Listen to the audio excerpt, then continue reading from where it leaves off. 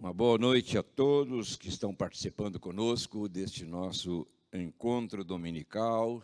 Sejam bem-vindos aos trabalhos da Igreja de Nova Vida aqui no bairro da Saúde. Que Deus abençoe a sua vida, que Deus abençoe a sua família, que Deus abençoe a sua semana que está começando hoje. Hoje, pela manhã, tivemos o nosso encontro presencial, foi uma bênção. Nós estamos celebrando e vamos celebrar a ceia do Senhor todos os domingos agora do mês de novembro, como um sinal assim de gratidão a Deus. Novembro é um mês de gratidão, é o mês da ação de graças. Então nós vamos dedicar todos os domingos. Gostaria de convidar você para participar conosco. Em casa, se você não puder estar conosco na igreja, em casa, celebre a ceia com a família, convide pessoas que fazem parte desse seu mundo espiritual. Vamos dedicar esse tempo precioso para agradecer a Deus. Há muito que agradecer a Ele, principalmente neste ano que nós estamos vivendo. Então fica aí um convite e dando sequência ao nosso trabalho via internet, quarta-feira, encontro de restauração às 20 horas, ok? Quero lembrar aos nossos irmãos, amigos que participam como membros, como admiradores da igreja, que mantenham a sua fidelidade. A gente agradece a Deus, a todos aqueles que estão colaborando, mas a igreja depende, estamos iniciando o mês, então seja fiel na sua participação, nas suas ofertas. Nós temos a campanha do pulmão, que nos ajuda a respirar. Quem está conosco entende o que significa isto, não é? Temos aí os compromissos normais da igreja. Durante estes 6, já vamos caminhar para o 7º mês, Deus nos sustentou, Deus nos guardou e tem sido uma bênção para nós. Mas mantenha a sua fidelidade, mesmo que você se sinta ainda incapacitado ou incapacitada de estar presente. Eu penso que agora já não há tantos riscos assim. A população já voltou às ruas, shoppings, cinemas, teatros, mercado, farmácia. Por que não a igreja, não é verdade? A igreja está bem preparada, os lugares estão limitados, então não há razão para dizer, eu estou inseguro. Então não saia de casa nem para ir ao banheiro, se é essa insegurança sua. Mas a gente espera que você possa participar conosco, principalmente neste mês de novembro. Eu quero, nesta noite, falar um pouquinho sobre a arte de semear, aprendendo a semear. Vou me reportar a um texto muito conhecido, da Epístola de Paulo aos Gálatas, capítulo 6 e o versículo 7, quando Paulo diz assim: não se deixem enganar, de Deus não se zomba, pois o que o homem semear, isso também colherá. Que Deus abençoe esta leitura, que Deus abençoe a nossa vida, o nosso coração, e principalmente este momento de reflexão. Glória a Deus. Queridos, a vida, você sabe, de um modo geral, ela pode ser considerada como um grande campo. Um campo que foi aberto para nós, onde estamos aí semeando. Não necessariamente uma semente de arroz, de feijão, de soja, mas estamos semeando. As nossas ações, os nossos pensamentos, as nossas palavras. Então, a vida, de um modo geral, é considerada como um grande campo. E mais ainda, cada ser humano, cada um de nós, recebeu de Deus, eu diria assim, um pedaço, uma porção desse campo, onde nós, desde o início da nossa vida, estamos plantando as nossas sementes. Então, Deus, pela bondade, nos deu um pedaço de chão, se eu assim posso dizer, onde nós estamos plantando as nossas sementes. E eu volto a insistir, não apenas uma semente literal, Mas os pensamentos, os sentimentos, as palavras, as ações representam sementes que são lançadas neste pedacinho de chão dado pelo nosso Deus. É muito interessante a gente observar que nesse processo de semear e de colheita, a colheita nunca é a mesma para todas as pessoas, porque as sementes também são diferentes. Você sabe que uns colhem mais, outros colhem menos, uns colhem tem uma colheita maravilhosa, abençoada, outros colhem coisas que não deveriam colher, uns colhem trigo, outros vão colher joio. Então, não há uma uniformidade, nem no processo de semear, e muito menos no processo de colher. E quando, preste atenção, quando não produzem essas sementes aquilo que nós esperamos, por quê? Porque algumas sementes que a gente planta, elas parecem assim estéreis, elas não germinam, elas não produzem frutos. E quando não produzem, lógico, a gente sofre. Assim como sofrem os agricultores quando o campo que foi arado, preparado, sachado, de acordo, né, com a necessidade, foi plantado e, no entanto, os agricultores não conseguem colher na proporção em que semeou. Então, é uma situação até um pouco, eu diria, delicada. Mas uma coisa é certa, é que nesta lei da semeadura, aquilo que Paulo acabou de nos dizer, tudo o que você plantar, você vai colher, em algum momento da vida. Muitas vezes, e é mais natural isto, a colheita nunca é, vamos dizer assim, pronta, não acontece em seguida a semeadura. Não, demanda-se um tempo, mas vai chegar o momento em que você vai colher tudo aquilo que você está plantando. Então, comece a pensar um pouquinho na seriedade a respeito desta atitude de semear. Tudo o que você semeia, planta, você vai colher. Normalmente, nós pensamos, né, que não faz diferença. A gente semeia semente assim aleatoriamente, sementes que não trazem edificação nem para nós e muito menos para as pessoas que estão conosco. Então, é preciso que a gente tenha esse cuidado de selecionar as boas sementes para que a colheita seja também boa. Muitas vezes, né, nós não cuidamos em selecionar as boas sementes, como se a colheita independesse da qualidade das mesmas. Não, uma coisa está relacionada à outra. Foi por isso que Paulo, você prestou atenção, começou a sua afirmação com uma advertência: não se deixem enganar. Em outras palavras, prestem atenção às sementes que vocês estão lançando ao solo. Prestem atenção a tudo que sai da vida de vocês. Prestem atenção, porque tudo isso vai voltar, é como um bumerangue, você lança e ele dá uma volta e retorna, né? Então, não esperem, ouça, não esperem que Deus vai mudar a natureza das sementes que você plantou. Não, Ele não vai fazer isso. Se nós plantarmos uma semente, por exemplo, de amargura, nós vamos colher frutos resultantes da amargura. Não vamos colher frutos doces, agradáveis, bonitos, não. Se nós semearmos a tristeza, da mesma forma.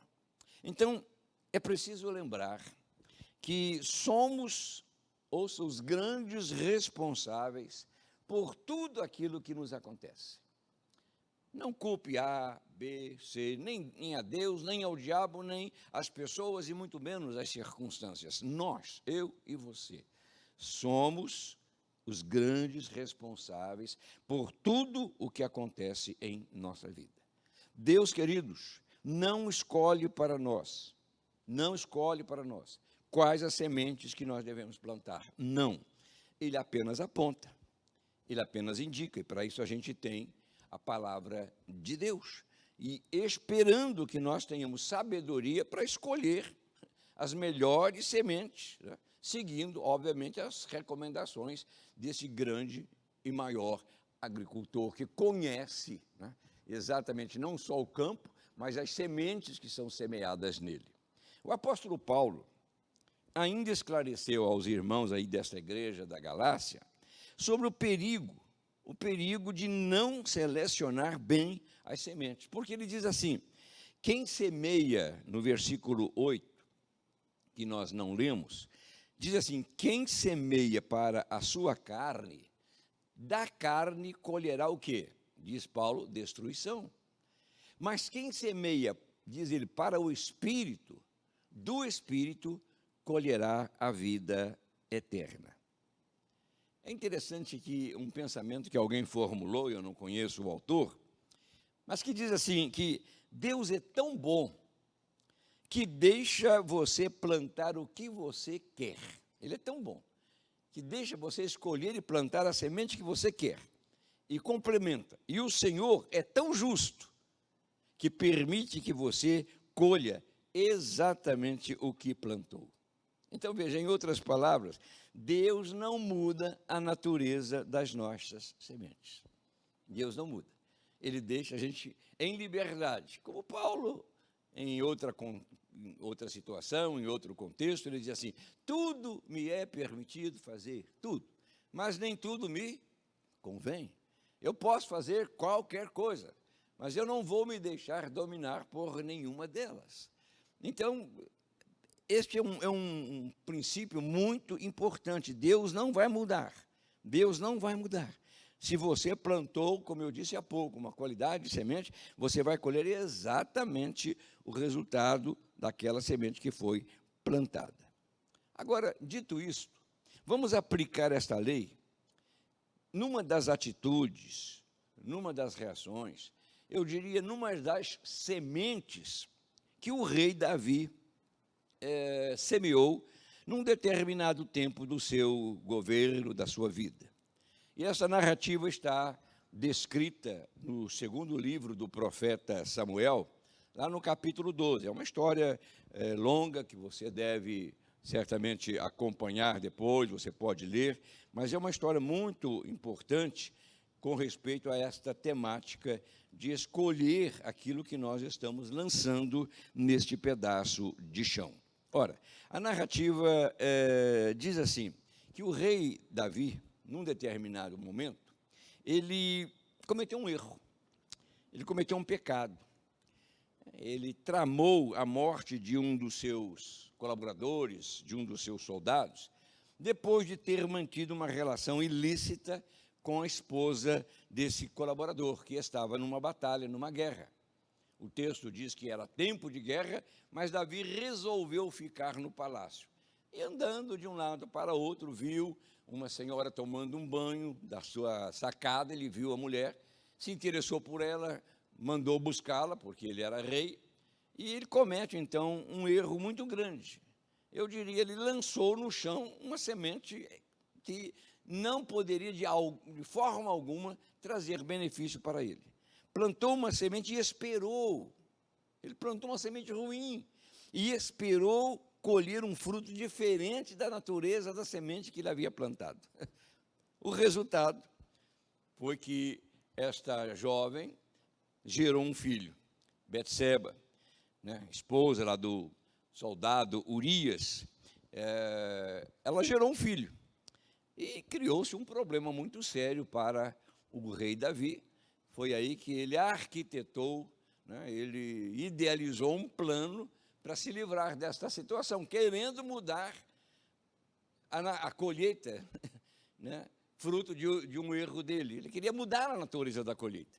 Planejou, então, a morte do guerreiro, né?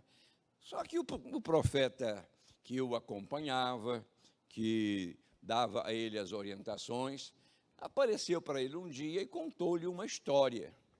E ao contar essa história, Davi ficou muito zangado, né? Ficou muito aborrecido. E diz assim: não, esse homem aí que fez isso com a ovelha daquele que só tinha uma, quando ele possuía muitas, ao invés de tomar das suas ovelhas, ele foi buscar a ovelha daquele que só tinha uma, e ele disse: esse homem tem que morrer. Natã olhou para ele e disse: pois é, rei, este homem é você. O texto então segue, a história segue.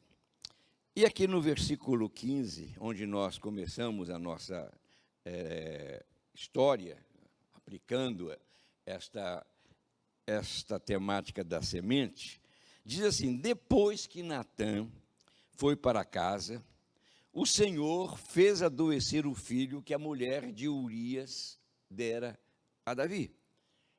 Então, Deus começou a dizer: não, você plantou e você vai colher. Muito embora Davi tenha se esforçado, a gente vai ver aí na sequência deste pensamento, né, ele não conseguiu mudar a natureza daquilo que havia semeado. Então, algumas lições. A primeira que eu vejo nesta experiência nos mostra, querido, que os maiores sofrimentos que nós enfrentamos são causados por nós mesmos. Os maiores problemas, as colheitas mais ruins, não são provocadas em razão de terceiros, de circunstâncias, muito embora a gente saiba que quando se plantou um campo, à noite vieram os inimigos, disse Jesus, e semeou o joio no meio do trigo. Né? A gente corre este risco, mas na maioria das vezes, nós somos os responsáveis por tudo aquilo que nós colhemos, tudo aquilo que nos acontece. Se a minha vida hoje não está bem, não está equilibrada, se eu hoje não estou gozando de uma saúde perfeita, quer no meu físico, quer nas minhas emoções, quer nos meus sentimentos, eu tenho que parar e, antes de ficar somatizando isso, remoendo, perguntando, eu tenho que parar, examinar o que eu fiz, qual semente eu lancei para que eu esteja nesse momento colhendo o que eu estou colhendo. Davi foi o responsável direto pela morte daquela criança. Não foi Deus, foi Davi. Ele criou com a sua atitude insensata as dores, as amarguras, né, o sofrimento que ele teve ao ver uma criança sofrendo e morrendo. Porque o texto, a história, nos diz que Davi implorou a Deus em favor da criança, fez muitas coisas que a gente vai analisar daqui a pouco, para que tentando resolver aquela situação. Mas o erro já havia sido feito. Então, guarde isso no seu coração. Muitas das nossas dores, das nossas inquietações, das nossas tristezas, são resultados de sementes que nós lançamos. Quantos não conseguem, por exemplo, conciliar o sono, desfrutar de paz, de harmonia, até no seu meio social ou na sua casa, viver uma vida livre? Por quê? Porque lançaram sementes de amargura, de tristeza, de ódio, de falta de perdão. Então estão, obviamente, sofrendo consequências disso. Não, Deus não criou para nós um ambiente ruim, poluído, de dor, de sofrimento. Não, no mundo vamos ter aflições, disse Jesus, mas não é uma regra que todo mundo tem que sofrer aflições, tanto é que ele disse: mas tenham bom ânimo. Aflições vão chegar, perseguições, dificuldades, enfim. Ele preveniu, inclusive, os discípulos que seriam eles também atacados, odiados, como ele o foi. Mas o mais importante é quando eu jogo algo no chão, sem pensar, sem examinar, sem ter uma consciência de que essa palavra que eu estou dando não é boa, vai machucar alguém, vai ferir alguém e vai trazer resultados, porque nós vamos ser julgados por cada palavra que sair da nossa boca. Não adianta. Plantando sementes ruins, nós não vamos colher frutos bons. Jesus disse: pode uma árvore boa produzir frutos ruins? Não.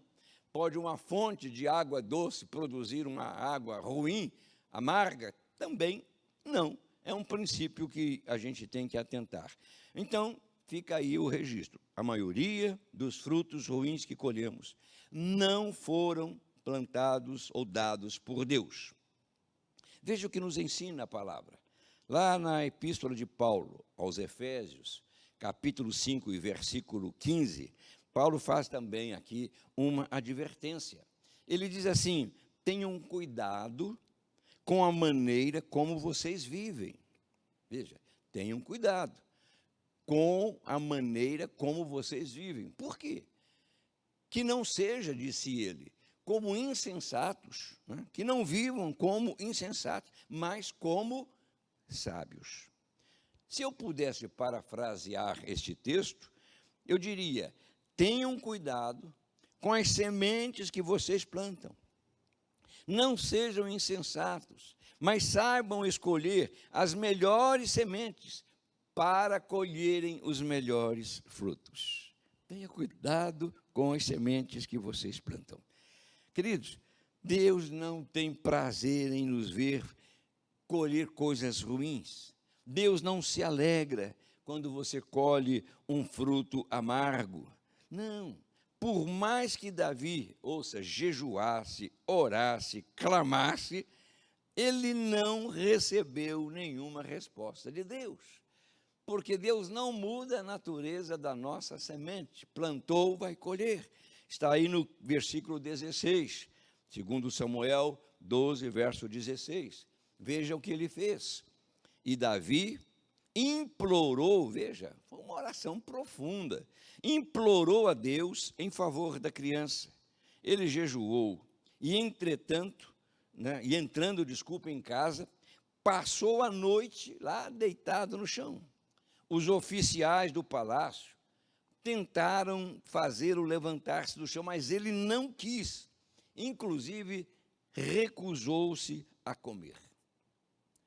Ora, não dá para, em pouco tempo, avaliar o sofrimento, eu digo sofrimento interior, as dores da alma que ele sofreu durante esse tempo em que lutou com Deus, que batalhou, que intercedeu pela criança, que orou, né? Mas ele estava colhendo o fruto da sua semeadura. Uma outra coisa que o texto nos ensina é que, mesmo tendo sementes de joio em nossa plantação, não podemos, ouça, nos desesperar diante dos resultados. Isso é muito importante para nós, porque Deus conhece a nossa natureza. Deus sabe que nós somos pessoas instáveis. Não há ninguém que tenha na sua sacola, no seu bornal, enfim, na sua cesta, apenas sementes boas. Não, não. Nem o mar dá apenas peixes bons. Jesus disse que o pescador lança sua rede e, quando a puxa, ele traz para a praia peixes bons e peixes ruins. Então, não tem como dizer, eu só planto sementes boas. Não é verdade. Nós corremos o risco, pela nossa natureza humana, sempre de semear coisas ruins. Então, nós não podemos ficar angustiados, desesperados, quando porventura tenhamos plantado uma semente que não deveríamos ter plantado. Veja o que diz versículo 19 do nosso texto, de 2 Samuel, capítulo 12. Diz assim: Davi, percebendo que seus conselheiros cochichavam entre si, compreendeu que a criança estava morta e perguntou: a criança morreu? Aí eles olharam para o rei e disseram: sim, morreu. Responderam eles. Interessante, queridos. Neste momento, todos que ali estavam esperavam o quê? Esperavam uma reação diferente do rei. Esperavam uma crise de choro, uma atitude até de desespero do rei, porque era comum nestas horas rasgar as vestes, jogar cinzas sobre a cabeça, ou decretar um luto oficial no palácio. Não, nada disso aconteceu. Por quê?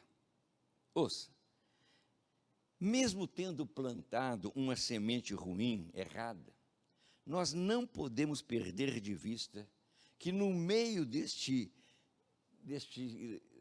momento de dor, de sofrimento, Deus continua atento à nossa vida. Mesmo que você tenha agido de uma forma insensata, Deus não abandona você. Jamais vai abandonar aquele que Ele chamou para fazer parte da sua grande família.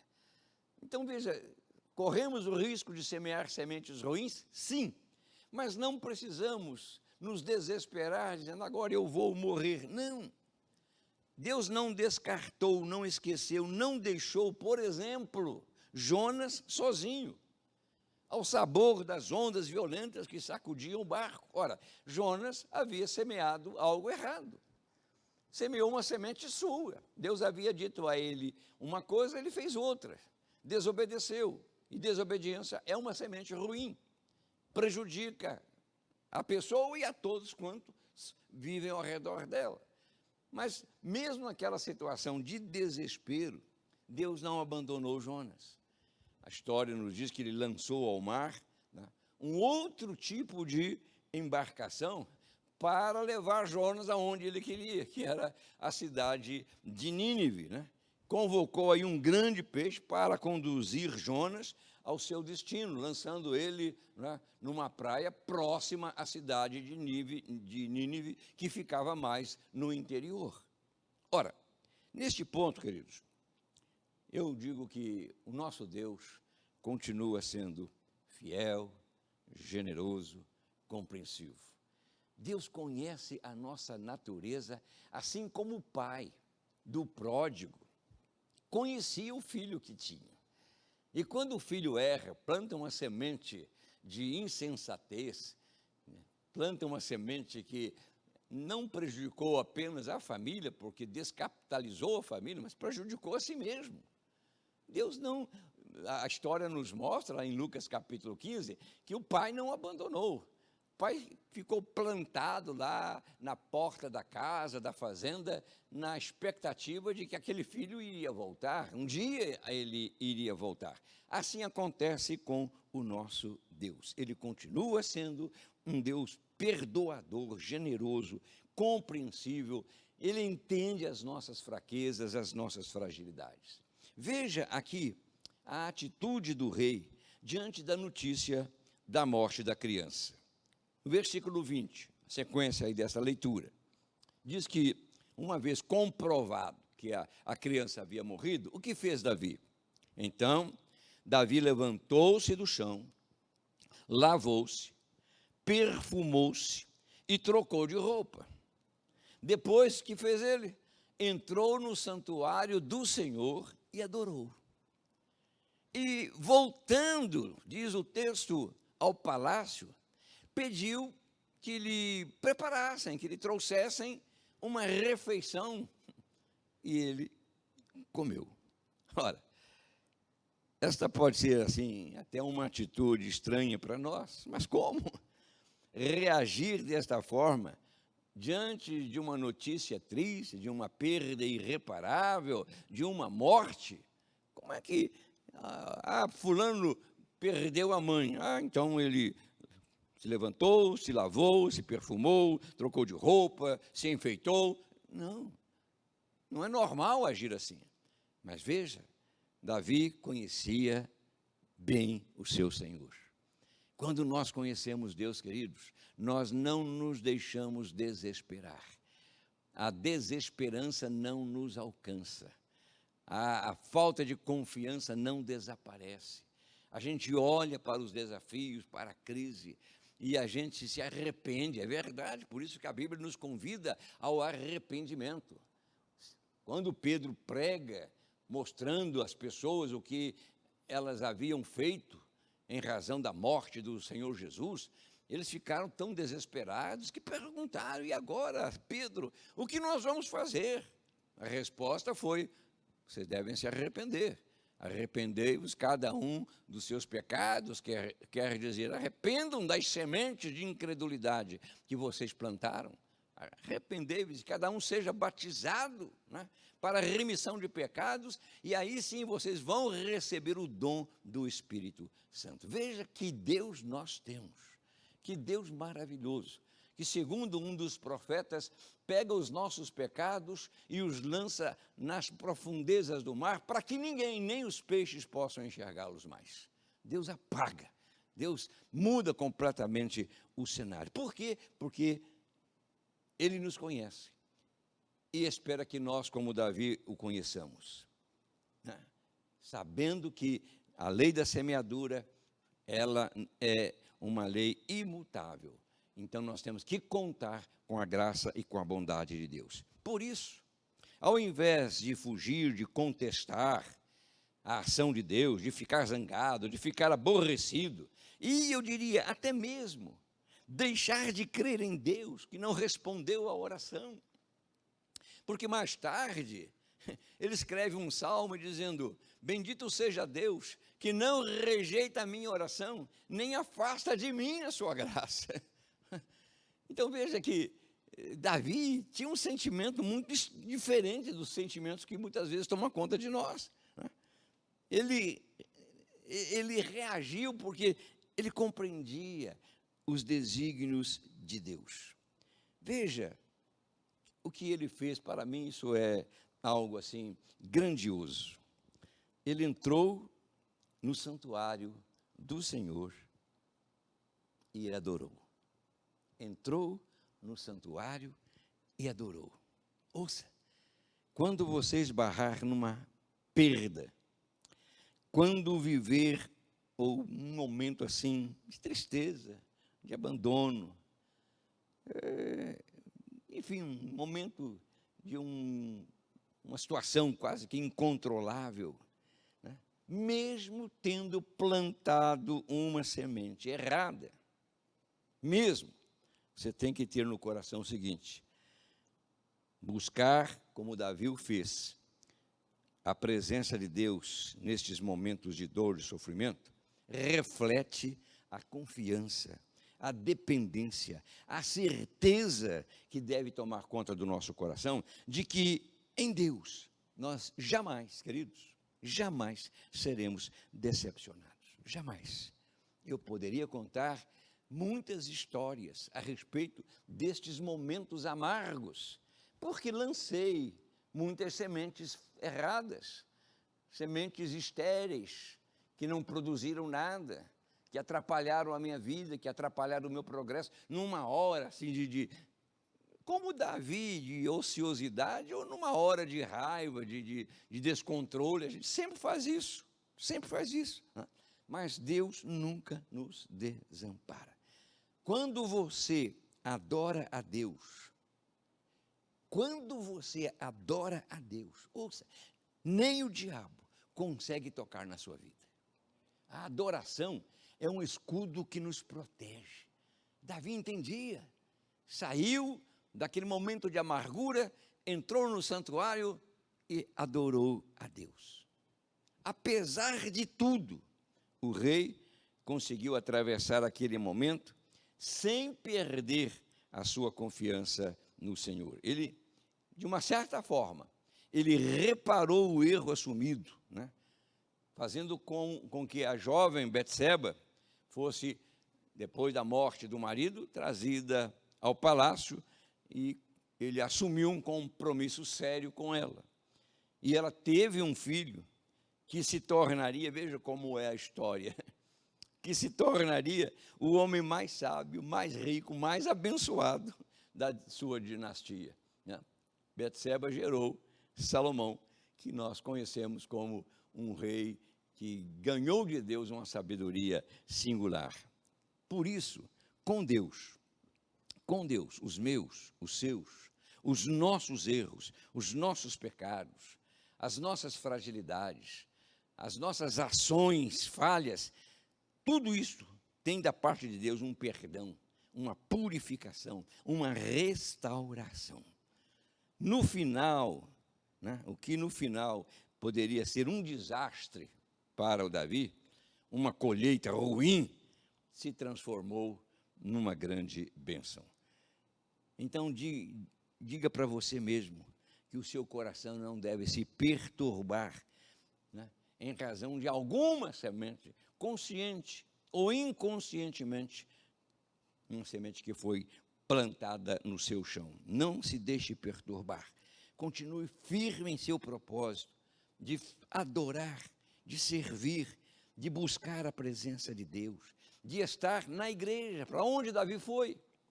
Para o santuário. Então a igreja está aberta para você chegar, abrir o coração, falar com Deus, dizer: Senhor, eu agi de uma forma errada, né? Eu falhei, né? Mas Deus, conhecendo o seu coração, há de fazer com que você receba como recebeu Davi, né? Quase que contrariando o princípio, uma reversão da natureza da semente. Plantou algo ruim, mas conseguiu colher algo bom. Por quê? Porque do lado de Deus, as situações de crises sempre são transformadas em bênçãos. Que seja assim na sua vida, na sua família, no seu trabalho, e que você tenha um cuidado, como Paulo disse, né? Nós precisamos ter esse cuidado ao semear, ao escolher, porque de Deus a gente não vai zombar. Eu vou semear isso aqui, Deus é bom, Deus... Não. Deus conhece o nosso coração. E ele agiu com Davi, porque Davi, como nós sabemos, era o homem segundo o coração do Pai, né? A menina dos olhos de Deus. Que você seja assim também. Então não se desespere, acalma o seu coração. Mas a partir de hoje, preste atenção. Olhe aquilo que você está semeando. Uma palavra que você diz, um ato, um olhar, um pensar. Tudo que sai de você vai voltar. Que volte com bênçãos, que volte com uma bandeja repleta de outras sementes, porque quando você semeia uma, você não colhe uma semente, você colhe muitas sacas, você enche o seu caminhão, o seu depósito, não é? Então faça isso, que Deus abençoe você, que Deus enriqueça você, que Deus inspire você a escolher as melhores sementes para colher os melhores frutos. Que Deus abençoe a todos. Vamos orar? Pai querido, em nome de Jesus, eu entrego em tuas mãos este pequeno recado, e eu peço que cada pessoa que está nos ouvindo, aquiete o coração, acalme a alma, ponha os olhos em ti, porque de ti sempre vêm as boas dádivas, o dom perfeito. Eu entrego todos em tuas mãos e abençoo a todos em nome de Jesus. Amém e amém. Foi um prazer estar com você nestes 38 minutos aí de trabalho, né? Vamos continuar quarta-feira com o encontro também via internet, mas planeje no próximo domingo, segundo domingo do mês, estar conosco numa grande celebração de gratidão a Deus, ceia do Senhor, um mover do Espírito Santo no nosso meio. Uma boa noite a todos e que Deus abençoe você e a sua família rica e abundantemente. Amém. Amém.